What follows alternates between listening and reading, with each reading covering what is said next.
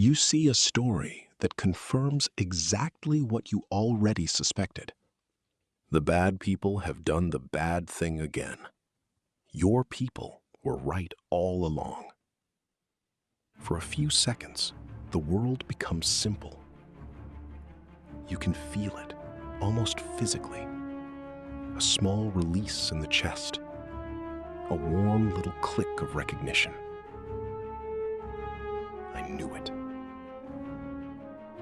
You do not check the source. Not because you do not know how. You are an adult. You know screenshots can be faked. Quotes can be cut in half. A video can be trimmed at the one moment that makes everyone look worse. But in that second, the story has already done its job. It gave you a feeling. The problem is that it may not have been true. And the most dangerous falsehood usually does not arrive looking insane. It arrives looking like relief. We like to imagine the mind as a careful machine. Facts go in, somewhere inside they are weighed. Then a reasonable conclusion comes out. Sometimes, yes.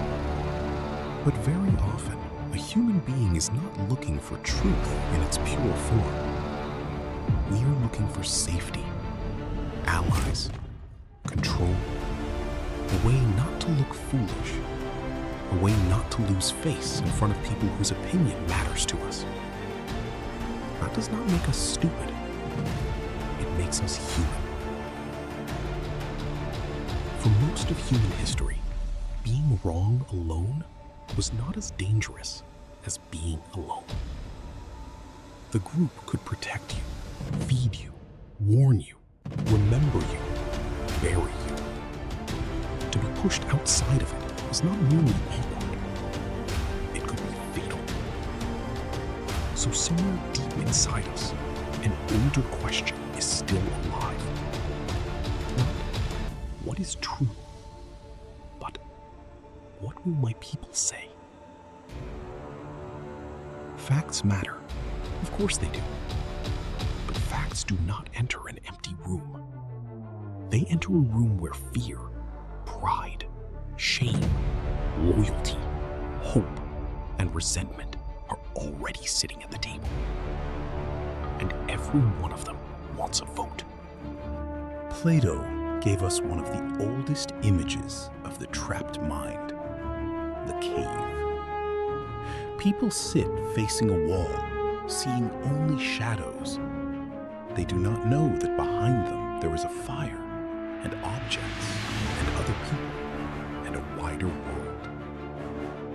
Usually, this story is told as a lesson about ignorance. But there is a more uncomfortable part. When someone leaves the cave, it hurts. The light cuts into their eyes. Familiar shapes fall apart. What once felt like reality becomes only a picture on stone. Truth does not always arrive as liberation. Sometimes it arrives as humiliation. It says, you were living inside a smaller story than you thought. You trusted the wrong people. You laughed at the wrong side. You defended something that should have been checked. And suddenly, it becomes easier to understand why a person might protect the cave. Not because they are too stupid to leave it, but because outside, they would have to rebuild themselves. Sometimes, the shadow feels safer than the light. Not because it is more convincing, but because it protects an older version of us. The Stoics were obsessed with one tiny, almost invisible pause. The moment between what happens and what we do with it. Epictetus talked about impressions, the first inner movement that arrives before reasoning. Someone writes a cruel comment, and the body has already made a decision. The shoulders tighten. The pulse rises. A sentence appears in your head, and it is perfect and cold and designed to make the other person regret ever learning to type. But the first impression is not yet a command. It is only a knock at the door. You can open immediately, or you can stop for 1 second and ask, what exactly is being defended right now? My truth? My status? My pain? My image of myself as the person who always sees deeper than everyone else? Much of self-deception does not begin with a grand lie. It begins with speed. We react before we notice that we are not defending truth. We are defending ourselves. And that ancient Stoic pause now looks very ordinary. A finger hovering over the send button. 1 second. Sometimes that is enough time to stop being ruled by the first impulse. Thucydides, writing about war, noticed something that appears in almost every human conflict. When fear and belonging become stronger than reality, words begin to change their meanings. Recklessness becomes courage. Cruelty becomes necessity. Caution becomes cowardice. Revenge becomes justice. This does not happen only in politics. It happens in an office, in a family, in a friend group, in a fan community, in a tiny chat where everyone already knows who the problem is supposed to be. Our person made a mistake. Their person revealed who they really are. We responded. They attacked. We are adding context. They are making excuses. The facts themselves may barely change. What changes is the language they are allowed to enter. And once language becomes a test of loyalty, truth begins losing before the argument even starts. Because the question is no longer only, what happened? The question is, what will it cost you if you call it by the wrong name? From the outside, it seems simple. Show someone the fact, and they should change their mind. But from the inside, it rarely feels like calmly replacing one piece of information with another. Sometimes, accepting a fact means accepting a loss. You were wrong. You trusted someone who was using you. You defended an idea for years because it made you feel stronger. You laughed at people who may have seen more clearly than you did. You hurt someone. You looked foolish. And now, the mind faces a choice. Option 1, rebuild part of yourself. Admit the error. Feel the shame. Maybe apologize. Maybe lose the respect of people who, until yesterday, considered you one of them. Option 2, explain why the fact does not count. It is out of context. The source is suspicious. It does not change the bigger point. That is not the real issue. What about what they did? Step by step, the mind builds a bridge, not toward truth, but back toward the old self. Self-deception often does not feel like blindness. It feels like a rescue operation. It is the mind trying to save the person it has already been.